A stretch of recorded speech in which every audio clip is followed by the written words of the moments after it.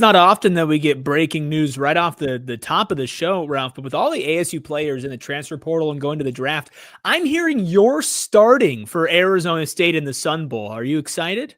Left guard, baby. Let's go. Yeah.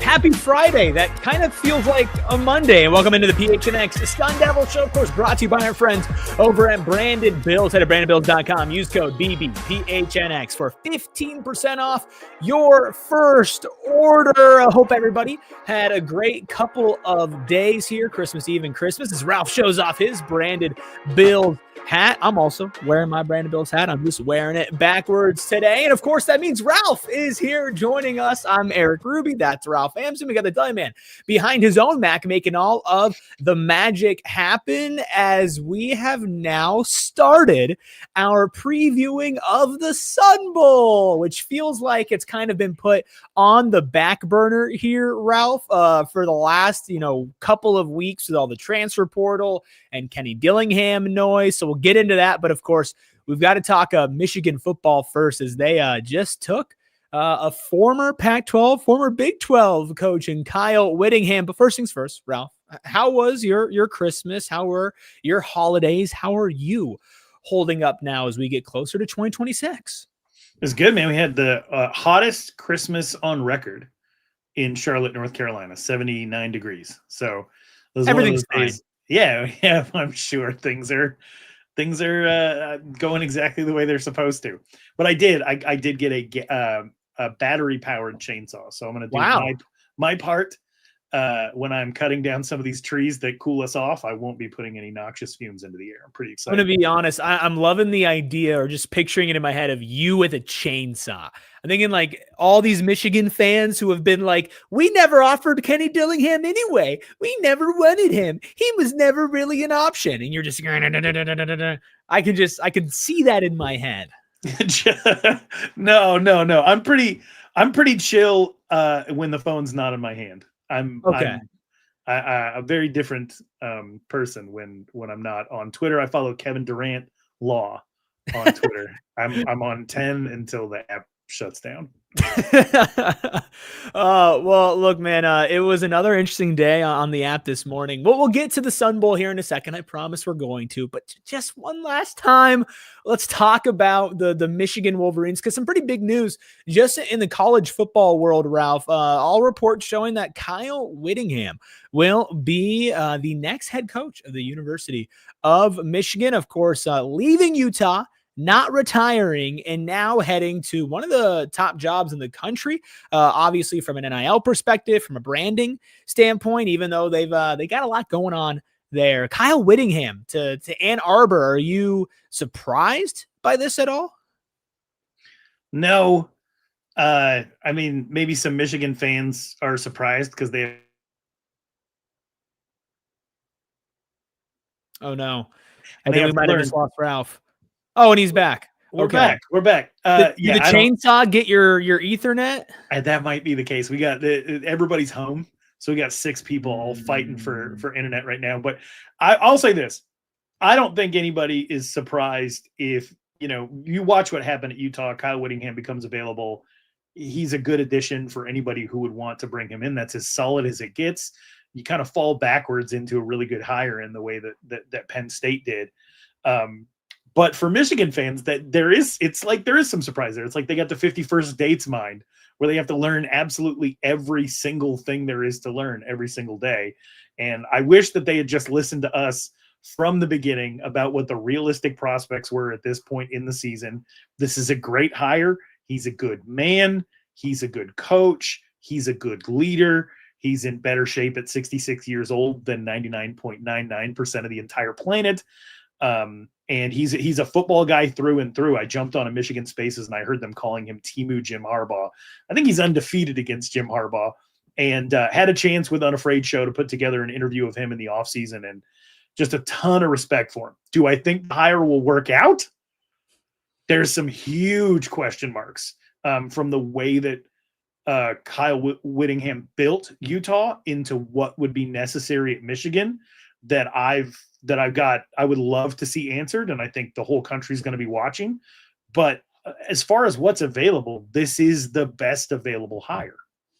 Yeah, I want to get to some of those questions here that you have about Whittingham and Michigan. I agree.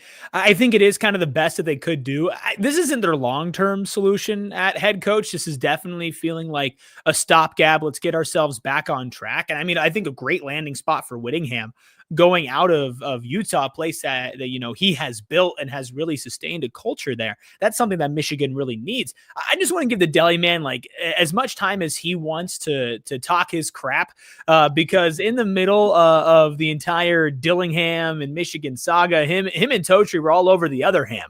Kyle going to Ann Arbor. So if you want to, Deli man, the floor is yours to tell the Michigan fans I told you so. Yeah, I only got 3 words for you. Suck it, dude. There you go. I'm wondering if Shane had those 3 words picked out before he said, I got 3 words for you. Well, I was going to go with I told you, but then I also wanted to say I told you so. So, yeah, that's about all I got. I mean, you were right. It could have come out worse. Yeah, I mean, I like the dramatic pause. You really had me on the edge of my seat here. That could have come out as I told you to suck it, dude. Could have just married it all. Yeah, 6 words for you.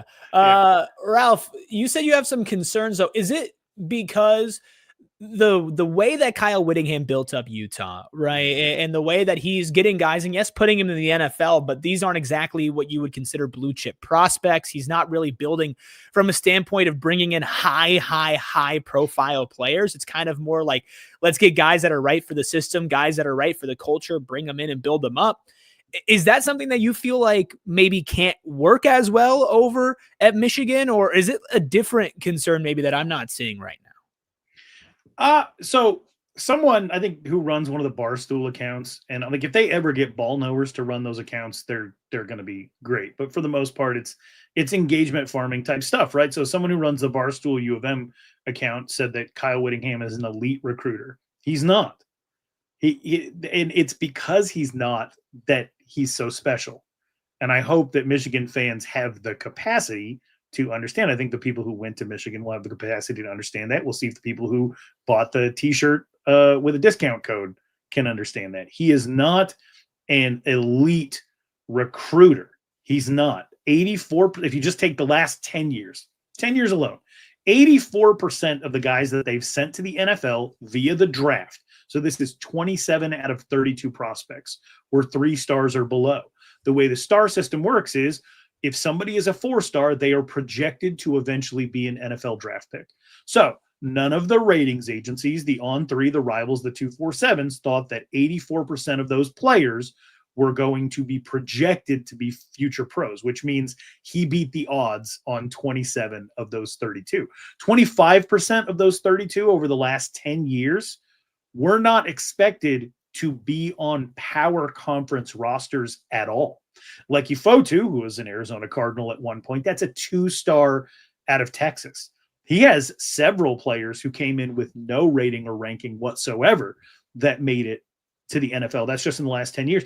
And if you take the last 4 draft classes, he has 6 players, including Britton Covey, that have made NFL rosters without being NFL draft picks. He is the ultimate developer. And in getting a lot of these guys, like a Devin Lloyd out of Florida or a Jalen Johnson out of LA, he's not really competing with very many programs for them.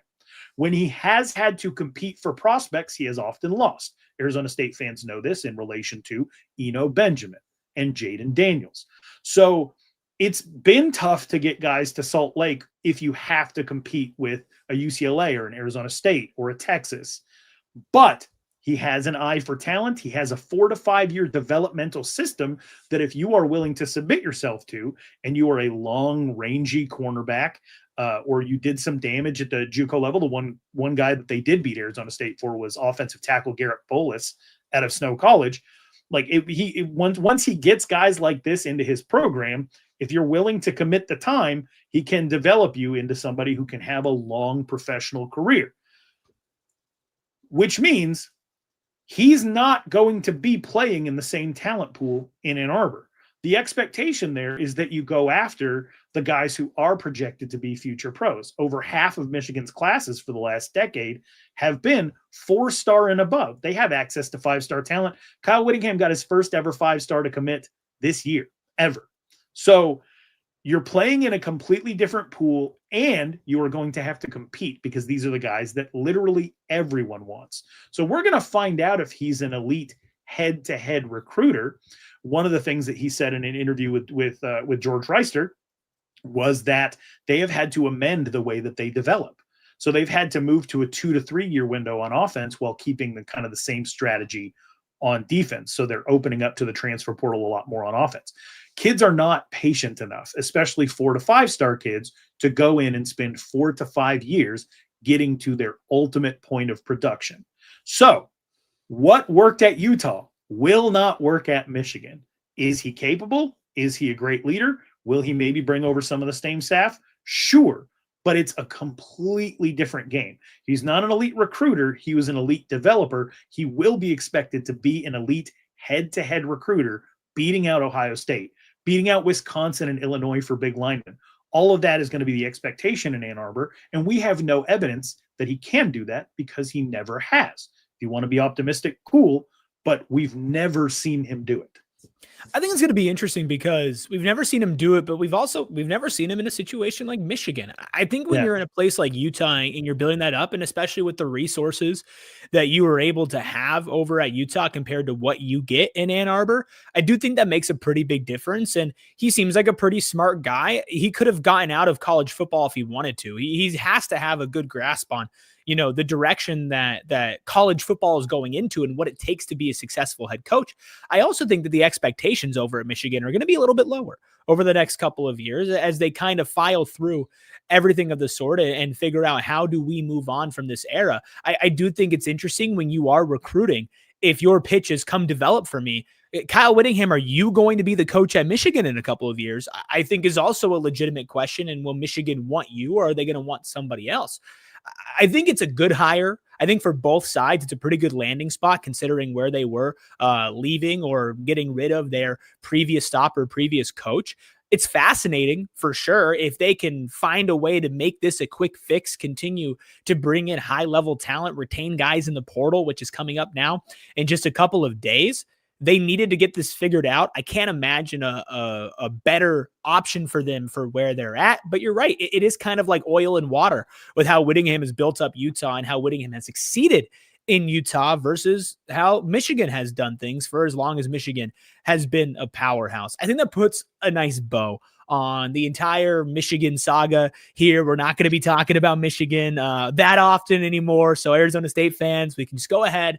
We can put that one. We've opened up that Christmas gift. We've played with it, and now we're already ready to ask for our next gift, which is a win on New Year's Eve against the ACC champions. Sure, Duke maybe doesn't have the most impressive record as far as a conference champion goes, but they certainly have the firepower to win on New Year's Eve. Can Arizona State match it? Can they outdo it? Ralph and I are going to get into it on PHNX Sun Devils on the other side of our first break.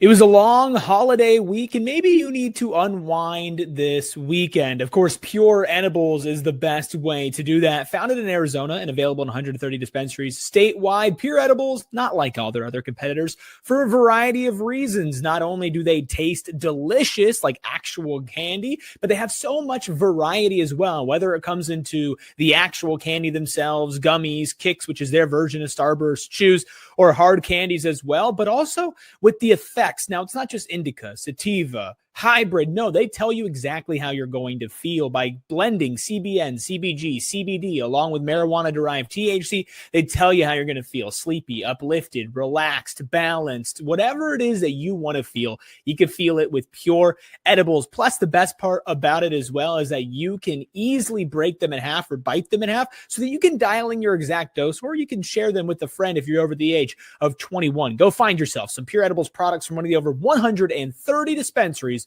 across Arizona. And also Arizona, we know this, it's one of the best sports states in America, but this spring it's about to raise the bar to a whole new level. For the first time ever, NASCAR and the NTT IndyCar Series are racing during the same weekend. And where are they going to do it? Well, of course, it's going to be at Phoenix Raceway, and you can get a front row seat to all of it. Nothing delivers the intensity of race weekend. The engines firing, the smell of rubber, the crowd erupting as the field charges into turn one. It's the kind of energy you got to be there in person to really understand. Plus, you can get the best access in motorsports. I'm talking going inside the garage, walk the track, meet the drivers, and catch the pre-race concert as well. It's the best. The NASCAR and NTT IndyCar Series is going to be at Phoenix Raceway March 5th through the 8th. That's March 5th through the 8th. Secure your seats for Phoenix Raceway now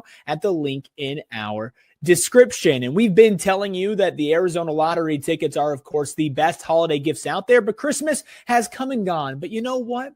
It's still the season for you to get a bunch of rewards. And right now, what would you do with free gas for a year? I would do a lot, and you can get that with our friends over at Arizona Lottery and, of course, Circle K. They want you to know that 2 Players Clubs members will win their gas for a year from Circle K. All it takes is 100 Players Club points. Now, here's how you get the points to enter. Head to your local Circle K, pick up a $10 lottery ticket, then enter it into the Players Club at azplayersclub.com to receive 10 points per dollar spent. Then redeem your points for an entry into the drawing, but you got to do it now. So make sure to enter by December 31st, only a couple of days away at the end of the year, for your chance to win free gas for a year with our friends over at Circle K and, of course, the Arizona Lottery. That like button, hit that subscribe button for, of course, Ralph joining me yet again, always the PHNX Sun Devils. I say 6th man of the year, but, we don't have 5 other, players here. So still, you're higher up than the 6th man of the year, but we do appreciate Ralph joining us. And of course, appreciate all of you spending your Friday with us before the weekend. Once again, we are excited to dive into some Sun Bowl talk. It's the Devil Off, the Blue Devils versus the Sun Devils. Ralph, quite an interesting year for Duke, quite an interesting year for the ACC. What would just be your kind of overarching main takeaway on the season that Duke has had this year? So I'm out here in ACC country. I covered the ACC media kickoff. It's right here in Charlotte for the last 2 years. I've gotten to interview about 4 players on every team and coaches, and there's not a ton of interest out here unless it's in like Bill Belichick or Dabo Swinney. So I've actually gotten to spend a lot of time with each of these players, and this year was no different. I got to ask Manny Diaz a few questions, and I got to spend about 10 minutes with Darian Mensa, who transferred over from Tulane to be their quarterback this year. And one of the things that I saw that I thought could be a hurdle for Duke is they went 9-3 last year with a bottom 8 rushing offense. I think they were 124th out of 132. And I got to interview a couple of their offensive linemen too. And I said, what makes it different? You have somebody who accepted a large sum of money to come over from Tulane to be the quarterback. You had 9 wins last year. What makes you think that this is going to work out? And some people might just look at the records head to head, 9-3, 7-5, not as impressive. But the truth of the matter is Malik Neighbors couldn't move in the pocket, and he wasn't mobile, and they were still developing as an offensive line. And so that gave their offense a ton of trouble. You could key on the running game, and they ended up winning a lot of these games with their defense. So you bring in Darian Mensa, who is sort of like the anti-Sam Levitt. Take everything that you love about Sam Levitt. Darian Mensa cannot do those things. Take everything that you wish Sam Levitt would do a little bit differently. Darian Mensa is on like God mode with stepping up in the pocket, staying dedicated to the pocket, and being able to key in on about 7 different receivers at any given time. He can go anywhere with the ball anytime, and he can move. He won't run. He's going to do everything he can from the pocket. And they had an incredible year passing, I think 6-to-1 touchdown to interception ratio. Clearly the most consistent quarterback in all of the ACC. And then their primary rusher had 500 more yards this season than he did last season. So it's amazing how that works. Like one thing feeds into the other. The issue was they played a tough schedule, and they played a lot of games on the road that were close, that they didn't end up winning. They actually lost to Tulane, which was kind of an interesting thing because they took Tulane's quarterback. But, this is still not a very good team, and historically it's a very, very bad football program. So the money has come in. They used it wisely. They got a quarterback that they thought could suit their strengths. And I believe this is a much better 7-5, 8-5 team than they were at 9-3 last year. I think they would have crushed last year's team. And a big part of that is community investment, spending wisely, and having a coach in Manny Diaz who maybe gets a bad rep because he didn't turn Miami around right away. But it's taken Mario Cristobal some time too, right? But he is brilliant. He is a high level thinker. If I was to put somebody in charge of college football, he'd be on my short list as somebody who's just, I think, got a really great mind for the game, for where it's going. And he's very intellectual. So in that way, he kind of fits in at Duke. And I don't know. I love this team. I got to go out to the ACC championship game, see them play against Virginia. And really the Virginia game was the one game this year where they looked like a severely inferior opponent. And for them to get their get back in the ACC championship in bad weather was extremely impressive. The O-line blocks well. It's anchored at the left tackle position by Bruno Fina, who is a Tucson native. John Fina played at University of Arizona, and they between Cooper Barkate and that receiving core, it's just a bunch of guys who, if they're open, Darian Mensa will find them. That being said, they are not the biggest team. They are not the most athletic team, and they're not the greatest team in the world at defending the pass rush. And so if you can get Darian Mensa uncomfortable, you're going to have a shot. If not, then he's going to play you like a marionette. And so that really is the biggest issue for this Duke team. I love the way that it's put together. They lost some close games. That's the way the ball bounces sometimes. Arizona State was 3-9 under Kenny Dillingham a couple of years ago. They were 12 points away from being 7-5.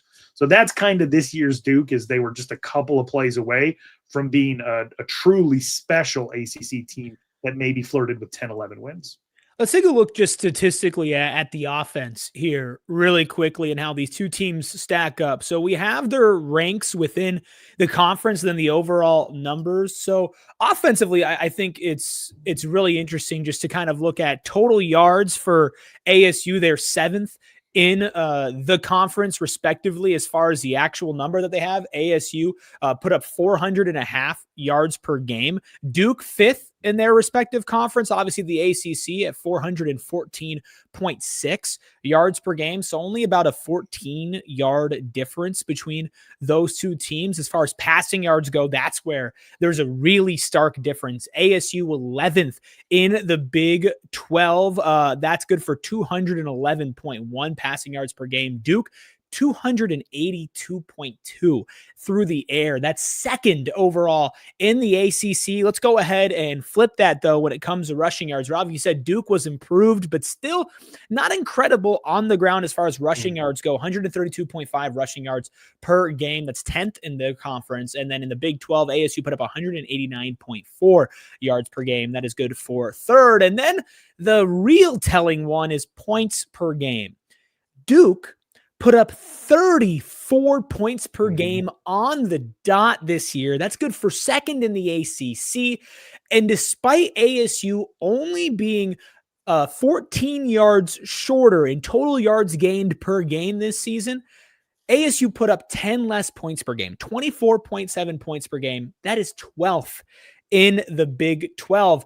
And Ralph, I think the elephant, or maybe not so much the elephant in the room here, is that Duke is returning a lot more of the offensive firepower that they wielded throughout their season, including Darian Mensa versus Arizona State, which of course will be without Sam Leavitt, will be without Raleek Brown, Jordan Tyson. I mean, that's your trio of top-end offensive talent that you're not going to see on New Year's Eve. Does ASU's offense have the firepower to keep up with Duke's explosive offense? I don't think you need to do that if you can find a way to keep them off the field. The one thing that Arizona State has shown that they're very, very good at is manufacturing individual game plans for individual circumstances.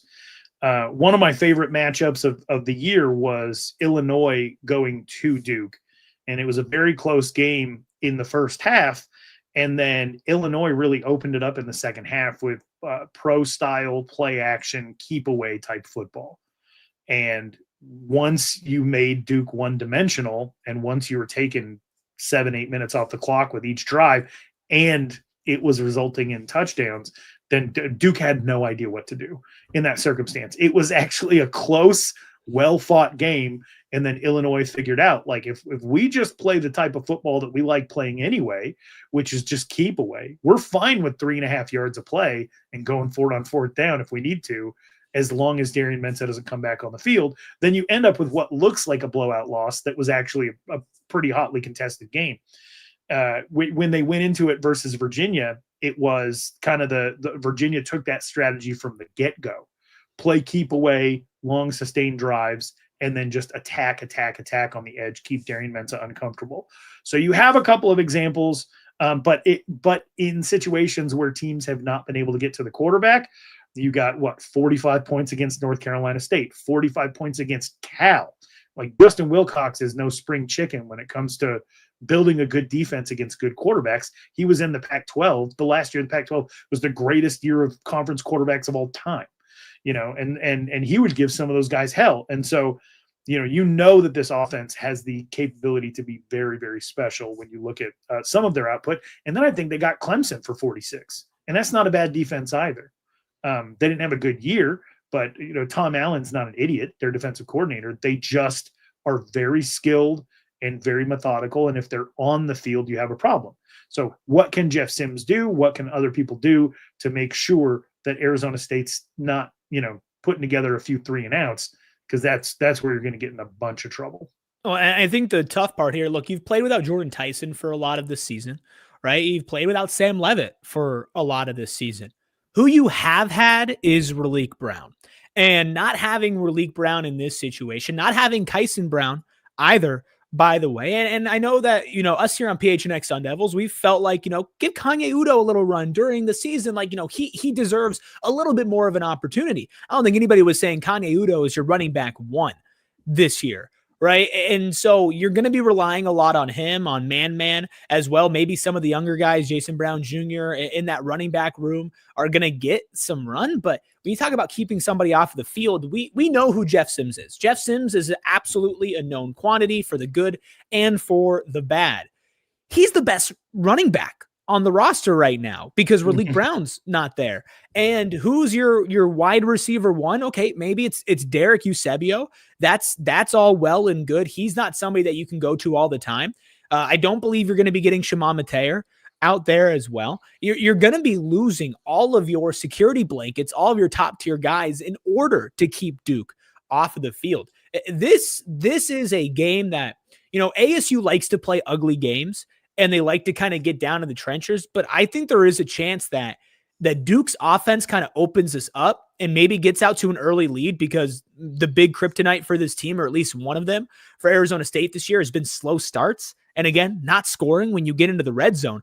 I think there's definitely a chance that Duke comes out here, does what a lot of teams have done against Arizona State, which is score or play really well on their scripted drive. And then Arizona State has to play from behind, which is not a recipe for success that we've seen with Jeff Sims. So I'm a little bit worried about not just keeping Duke off of the field, but just being able to play from any situation when you aren't going to have your top 4 playmakers that you've had for this season.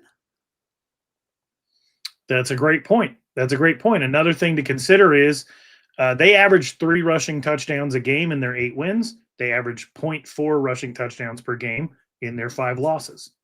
So maybe you let Darian Mensa cook. Maybe you sell out to stop the run and play some no risk it, no biscuit football with some of those defensive backs that are going to be young, hungry, and playing for an opportunity to see, if they're going to have a chance next year.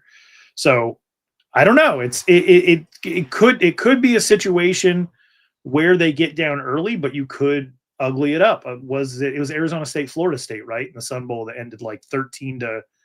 An ugly win is still a win. Yeah.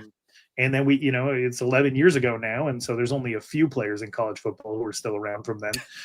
But we got a shootout against Duke in the Sun Bowl that Quishy Brown put to an end with an interception. So either way works for me. I think the thing I'm most excited about for this game is I think most of these bowls should be looked at as a future showcase anyway, essentially replacing what we used to get out of a spring game.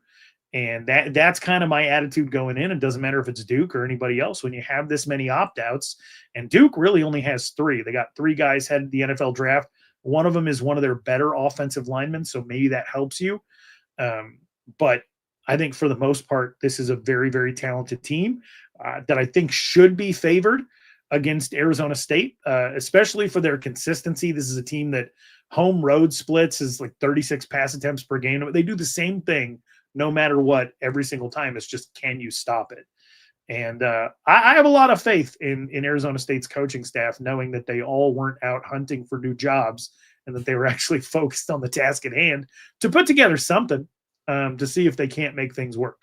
Yeah, I want to know from you, the maybe player on offense, the young player on offense that you're keeping your eyes on. We'll go over and transition to talking about the defense as well. I'll bring you the same types of statistics. Plus, we could talk about some of those young guys, because I do think it's a really interesting conversation on the defensive side of the ball. Plus, we do have some of those vets on defense that are going to the draft or are returning in CJ Fight that will be reportedly playing or confirmed playing on New Year's Eve. So that might be where Arizona State wins this game. But I always win the day when I get to talk to Ralph Amson, and I'm going to continue to talk to Ralph on the other side of our second break.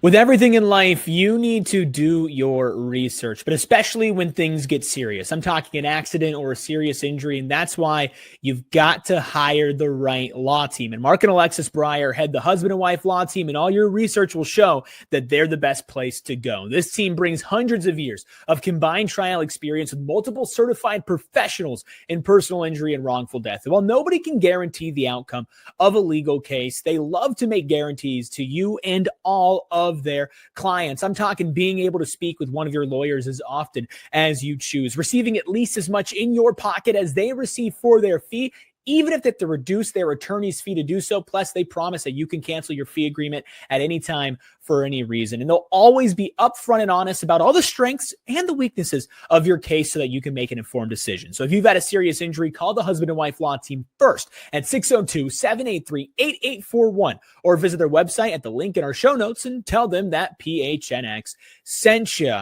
And we all know that a lot of you are going to be sending it out at the Waste Management Phoenix Open. And this year, join our friends over at Don Julio, who are returning to the Valley February 3rd through the 8th and taking over the Waste Management Phoenix Open. They're offering a wide range of fun experiences and activities all week that you're not going to want to miss out on. First, the main attraction will be their setup at the Fairway House above the 12th hole, where you can get a margarita on draft, take a photo with the Don Julio truck, and even get a complimentary water, which might be the best part of all of that, because we know that you're going to need to stay hydrated out at the Phoenix Open. Next stop by the 5th hole entrance located at the Fairmont for a personalization station, product sampling, elevated Don Julio cocktails, and more. So if you're planning on attending the tournament this year, make sure you visit our friends at Don Julio across the venue and tell them that PHNX sent you. Hell, the PHNX crew, well, we might be there as well. right now on a Friday afternoon, talking ball, talking Sun Bowl, talking Devils. Hit that like button, hit that subscribe button to kind of put a little bit of a bow on our offensive conversation here around. We very much appreciate you joining us here at PHNX Sun Devils. You mentioned that it's time for the young guys, kind of like a spring showcase with all the names in the transfer portal. Are there a couple of names on offense that either you're keeping your eye on or that you're like, I'm going to put the Ralph Anderson stamp of approval? That's going to be my young breakout player for the Sun Bowl on the offensive side of things.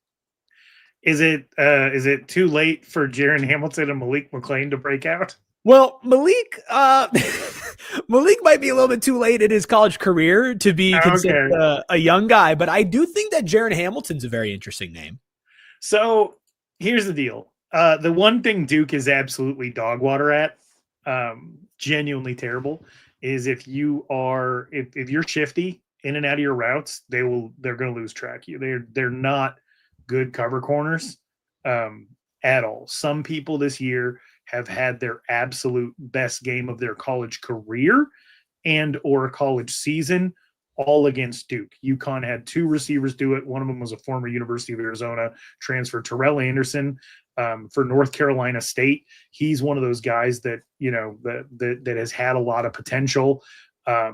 And he showed it in his game against Duke. He's a 2 to 3 catch a game guy, and he had 166 yards receiving when they played Duke. The thing that most of these receivers have in common is they're all kind of split ends with slot ability. So Malik McClain doesn't necessarily fit that mold, but a Derek Eusebio is probably somebody who is going to be open quite a few times in this game. If Jalen Moss is healthy, this has the opportunity for him to go triple digits. I think that's where I would put all of my money if I was saying, I had to bet the house on someone to have their best game of the season. It would be a Jalen Moss. They also will absolutely let you target your running back in the passing game. They will just let that happen. And they did all year long. And so that'll be interesting too, because I know that's not necessarily something that's been a part of what Kanye Udo does, but maybe a Jason Brown is someone who gets involved in the passing game. So really anybody who can catch a football is up for the game of their life. They are not good in single coverage. And I think the only talented defensive back that they have is opting out. So that's going to be your best opportunity is to be able to target some wide receivers, maybe coming out of their breaks, and for them to be able to get a little bit of yardage after the catch.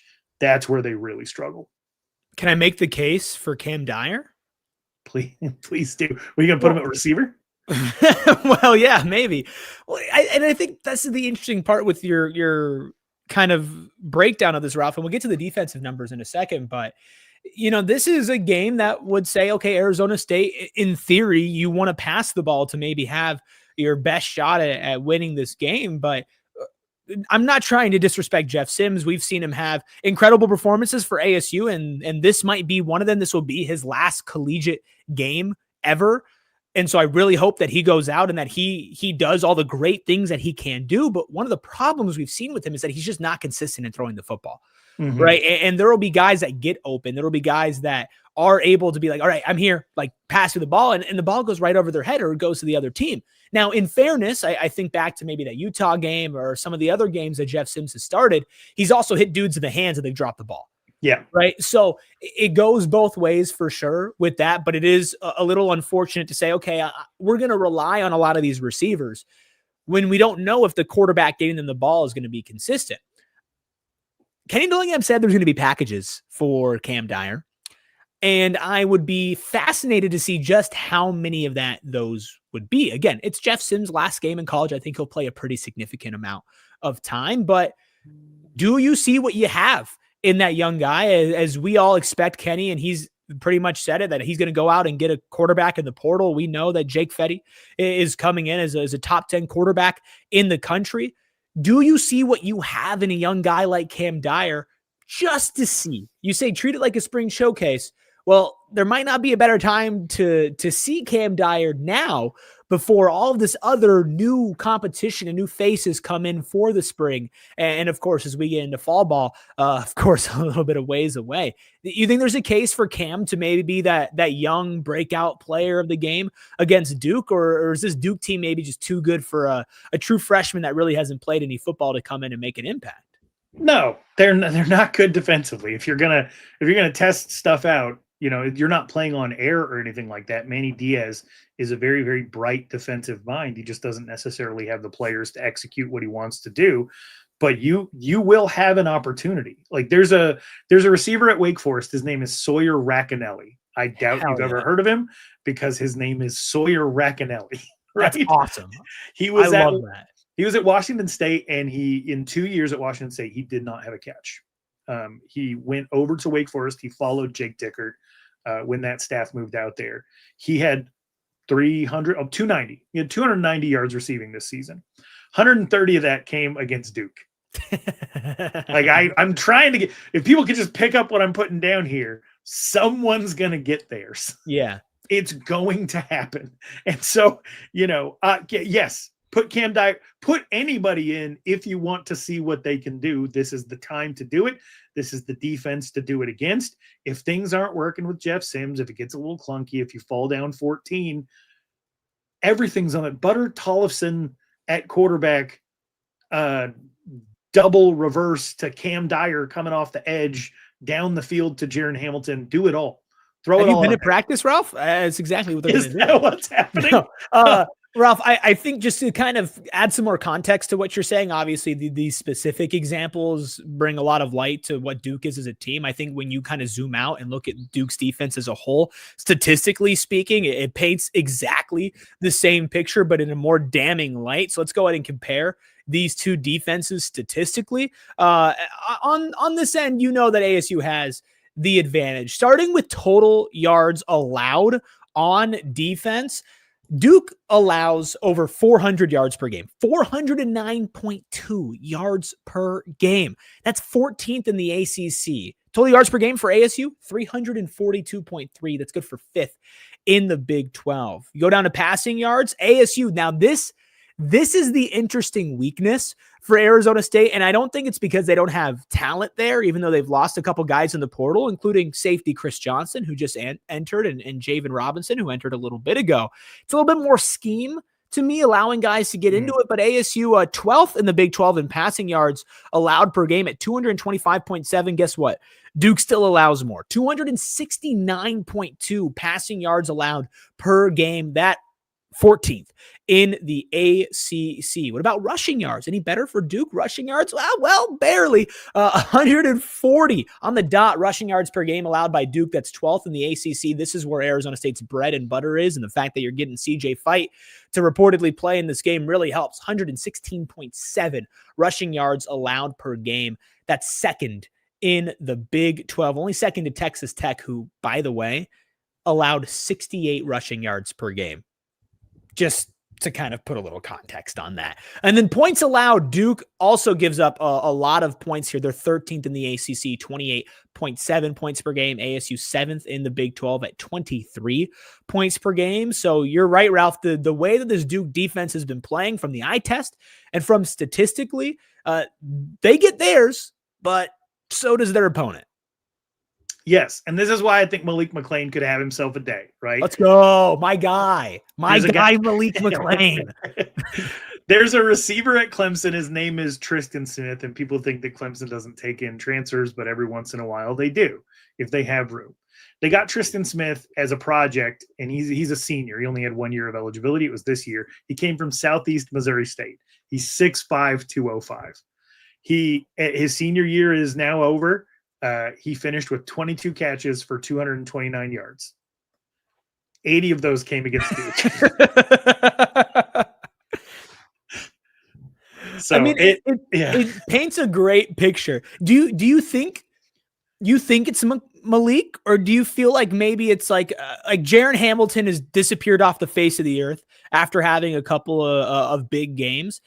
It could be maybe the AJ Ia game. It could possibly be the Derek Eusebio game. He's had a lot of games, but he kind of seems like the type of dude who's going to be able to carve up those defenses and get open. Like you've mentioned, Jalen Moss. But if you had to put money on one, this is the my guy bowl, the Malik McLean bowl. I think that he'll get his.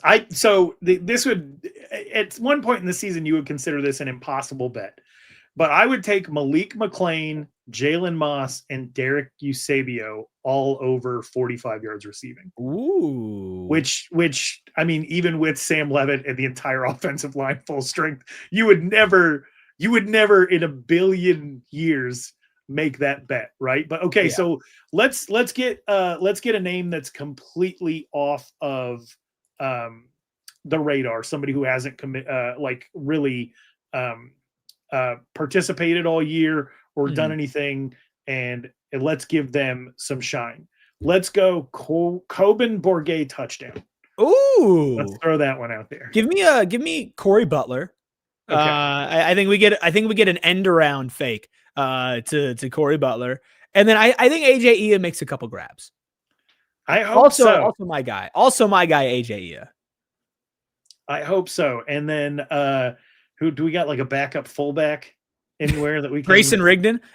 Yeah, Grayson Rigdon, my mortal enemy, Grayson Rigdon, decommitted from Wyoming. Yes, he's gonna run for 250. I think it's gonna be interesting, like you mentioned, that they're gonna have to get pretty creative on the offensive end, and I think that's exciting. With this staff, we have seen them get very creative, and at this point, you don't have all your NFL talent. You know that Sam Levitt's gone. Like you know all of this, and you've known it for a long time.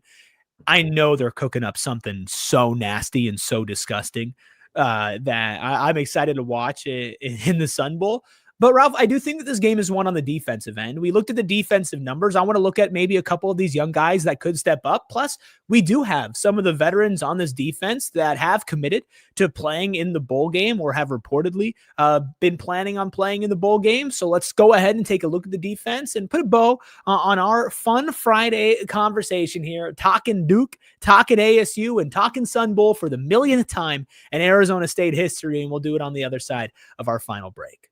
I'm sure a lot of you got some gear this Christmas in your stocking as a gift because you're all big sports fans. But if you didn't and you need to up your gear game, head on over to Rally House. You can either go to the website, of course, www.rallyhouse.com, or go to their brick and mortar stores located in Tempe, Mesa, and Glendale. And for all of our Sun Devils out there, that Tempe Marketplace location, it's like Mecca. You go there and you see over half of the store filled with all sorts of Arizona State merchandise, whether you're a parent of an ASU grad, an alum, whatever it is, you got something at Rally House, even a cowboy hat with the Pitchfork logo on it. And it's not just, of course, your hats and your shirts and your shorts, but jerseys, drinkware, signage, coolers, socks. Hell, they even got sunscreen. Find your local Rally House location. Shop their entire product assortment online at www.rallyhouse.com today. That's www.rallyhouse.com, and do it today. Plus, every day I'm driving by a Circle K, and more often than not nowadays, I'm stopping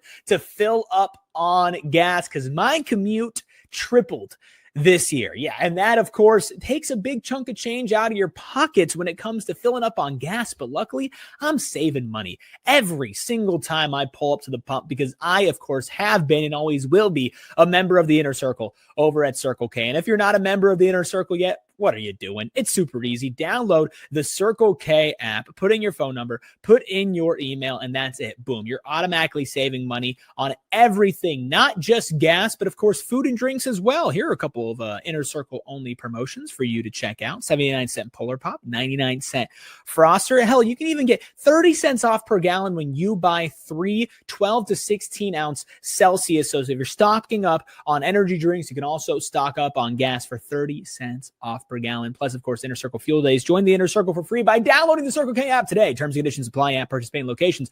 Visit CircleK.com for full details. And everybody needs a checking account, whether it's the holiday season and you're buying gifts or just the rest of the year. And that's why Mountain America Credit Union, well, they are here for you with a My Style checking account. I'm talking about a checking account with built-in benefits, a checking account that works for you. Things like mobile phone protection, restaurant deals, loan rate discounts, telehealth access, identity protection, offers on travel and events, and so much more. Plus, Mountain America doesn't want you to make your lifestyle your my style, but also they want to know that you also have a friend over at Arizona State University. They donate $250 to support university athletics for every field goal made. They provide $20,000 in scholarships to local student athletes each year. Plus, they sponsor a shoe donation program to award brand new shoes to community members in need. Learn more at macu.com/ASU, insured by NCUA. Terms, conditions, and exclusions apply. Loans on approved credit. Things up here on PHNX Sun Devils. Once again, thank you to Ralph for joining us, as Tochi will be back from vacation next week, but it's never, ever a bad day to talk football with Ralph. Hit the like button, hit that subscribe button, become a member today. And also, if you're a football fan in the Valley, then you're probably a Cardinals fan as well. And guess what? Cardinals, Bengals, on December 28th, and then also Cardinals, Rams on January 4th. Want to know what both those games have in common? We'll be doing watch parties out at Gila River Resorts and Casinos with the PHNX Cardinals crew, Bo, Johnny, and everybody going out there for the ultimate Cardinals away game watch party, live pre, halftime, and post-game shows, food and drink specials, PHNX giveaways, and as immaculate vibes as a Cardinals watch party could get. Plus, you can drink there as well. So that's the only way you can get through Cardinals games this year. Go to gophnx.com/events to learn more about our Cardinals Gila away watch parties. Also, Ralph, I know we said no more Kyle Whittingham talk, but I'm seeing so many funny posts on my timeline about it throughout the day. I saw one about Cam Rising as another year of eligibility. So get that man to Michigan. Another one saying Kyle Whittingham follows 11 women on Instagram, all related to him and all fully clothed, and hasn't posted in 8 years. So Michigan fans are calling it an A+ hire. I just think that's funny. That's the bar for them at this point. Yes, 10 days ago I sent out a tweet that said that he's actually a natural fit at Michigan because he is an unrepentant liar. It's just that all of his lies have to do with the injury report. Yeah, your tweet about I think it was Serena Williams showing off all her trophies, and it was like Kyle Whittingham if lying about Cam Rising's injury availability was a sport. The fact that in 2025, the angriest at myself that I have been is that I listened to Kyle Whittingham say, I'll follow the rules when we get rules in place, which means he's one of the only people out here calling for injury reporting rules. The Big 12 conference comes in and says, like, all right, Kyle, we got you. We're going to do injury reporting. And Kyle Whittingham's like, great. I'm not doing depth charts anymore. What a jerk. What a jerk. Yeah. No, blank. Full on blank. Full on blank depth charts. He has been at war with the Salt Lake media. I cannot wait to see how that goes over in Ann Arbor. They're going to freak out the first time that he's like, I don't know who's starting at quarterback in the opener. Like, what do you mean? We have Bryce Underwood. Well, it's they're used to it, out there in Salt Lake, right? It's going to be a completely new group of people out there in Ann Arbor. Look, we could talk about that forever. I do want to kind of wrap up this defensive conversation here. We've heard from Justin Watley, who said that he plans on playing in the Sun Bowl. Jordan Crook plans on playing in the Sun Bowl as well. Those are two guys that have committed to the 2026 NFL draft. So you will be getting some of your veteran defensive presence out there. We've also heard reports, I believe, from Chris Cartman that CJ Fight, who will be returning next year, as he's announced that. Reports are that he also plans to play in the Sun Bowl. So I think the defense is really where you're going to win this game, but you will be missing a Keith Abney, who of course is going to the draft, Javen Robinson, who enters the transfer portal. Chris Johnson just entered the transfer portal as we are live here today. So you are going to need some young guys stepping up. I don't know if Ghost Rouser's playing. I know that he is committed to the draft. He's playing in a couple of the Senior Bowls. I believe Keyshawn Elliott is playing as well. But is there a young guy on defense that you're looking at and you're saying, you know what, maybe this is a breakout game for them? I would like to see if they've got any physically developed defensive backs that might be willing to go out and rush off the edge, I think that's who could make an impact in this game. So, it could a Joseph Smith, come out and make an impact. Basically, like any Maurice Williams, anybody quick enough to give them a couple of packages, because that is a thing that has worked against Duke this year. One of the better defensive coordinators that they played against this year is Steve Belichick, and they had, I think, 3 different DBs get TFLs. And so, you can mix it up a little bit. Now, they still scored 32 against North Carolina because North Carolina had 12 penalties and can't move the ball offensively. So that, they'll find a way to move the ball regardless. But if you're talking about guys who make an impact, then you like those big, like the tipped balls, tackles for a loss, big play type stuff. If you can get a young defensive back in there that you can get in for a nickel package that just tears after Darian Mensa right after the snap, that might be where you see somebody make an impact that you wouldn't have expected otherwise. Yeah, I also think it's going to be interesting. Like you mentioned, Duke losing one of their best offensive linemen. Can one of these young defensive linemen maybe make a play? I'm not sure if Joshua Shanklin's going to be playing. I believe that he's redshirted, but if he is able to get out there and play, that would be awesome. I'm not really sure if you have like these backup plans tonight, like Albert Smith, the defensive end, as well out there. He's a freshman. He's somebody that he might have himself a game, right? Especially with CJ Fight still out there demanding a lot of attention on that defensive line. I think that'll be really interesting. Tony Lewis and Kuba, if you're talking about somebody out there in the secondary who might be able to make a name for himself, Kyan McDonald as well. I think you're a little bit more flushed out in that secondary with young guys than you are in your defensive line, and you need it. You need it too, because Rodney Bimage, I don't believe will be playing as he continues to recover from the injury that he suffered at the end of the season. You're going to have a lot of spots that you're going to need to fill on the defensive side of things. But I do think it'll be interesting as well with Duke's offensive approach and with them airing out the ball.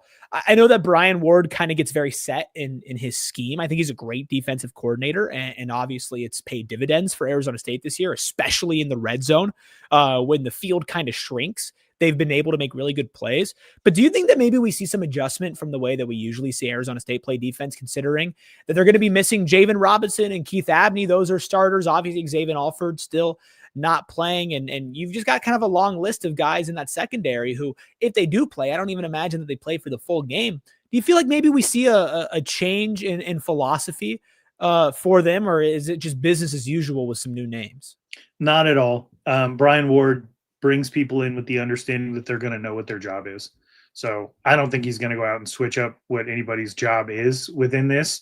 This is a know your role defense. And so they have been training behind other players, and this is an opportunity for them to go in, maybe make a couple of mistakes. We saw in the Texas game last year in the Peach Bowl that you put people in positions, and sometimes they got to learn through failure. So I think that this is a situation where you're going to see some young guys maybe make some mistakes in the first half, and by the second half, they'll have their feet under them and understand a little bit more what they're supposed to be doing. Might get yourself a Montana Warren legacy game. And I think that it really just comes down to that. If you're coming to Arizona State to play for Brian Ward, his promise to you is that you're not going to get embarrassed or put in situations that you're not familiar with. That's his whole recruiting pitch. So I don't expect any changes.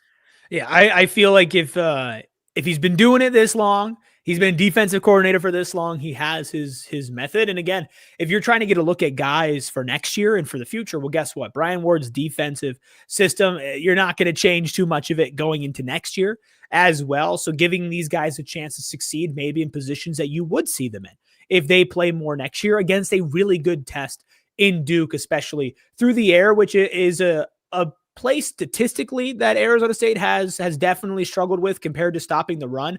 But again, I do think a big part of that is kind of the soft coverage that they play.